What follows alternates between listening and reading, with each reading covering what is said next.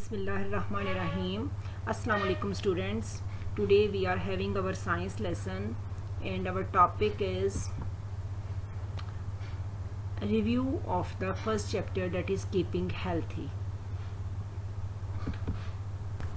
Students, our first topic is circulatory system. We have read about the circulatory system. We all know that human circulatory system transports material from one part of body to another.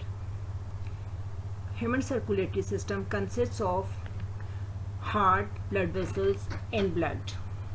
Here we have learned about heart, blood vessels. These are the blood vessels, this blue one and the red one, and there are one more blood vessels that are capillaries.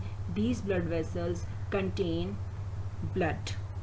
Blue blood vessels are called veins and the red one are called arteries.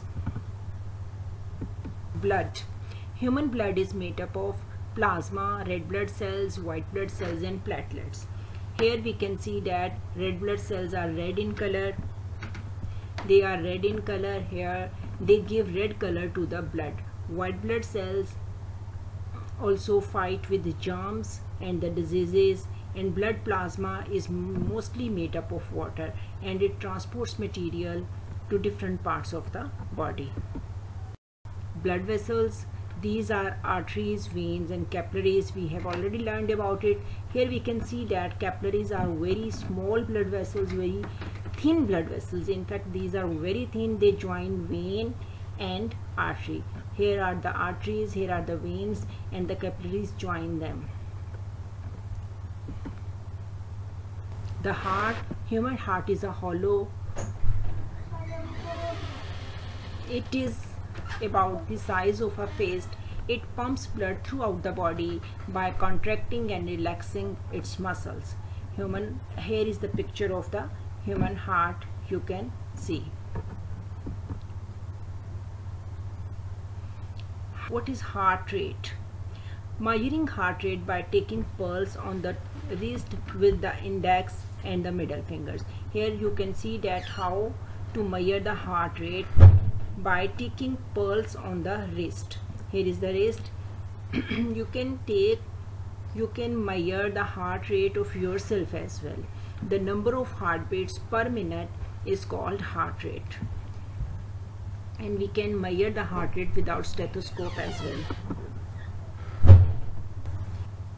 Our next topic, contagious and non-contagious diseases. Contagious diseases are the diseases which can be spread or transmitted by contact with persons suffering from that disease. But here are some examples of contagious diseases like cold, influenza, measles. The reasons of these diseases are viruses, some harmful bacteria and fungi, and some parasites also. Non-contagious diseases may be inherited from one's parents.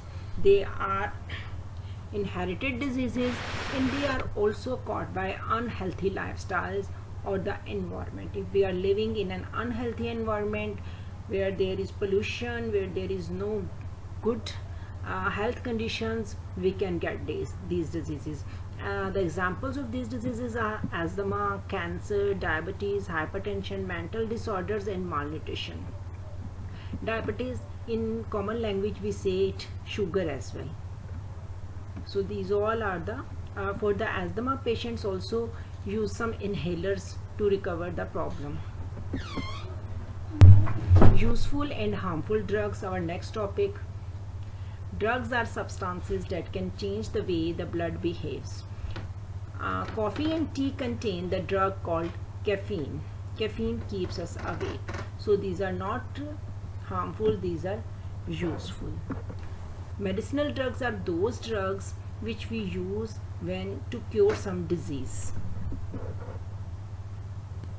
There are some harmful drugs as well. As you can see in the diagram, smoking or the cigarettes. To smoke cigarette is very harmful to our health. It causes addiction. It causes many other diseases, brain diseases as well, heart diseases. Tobacco. In fact, cigarettes and cigars contain the tobacco, the dried leaves of tobacco.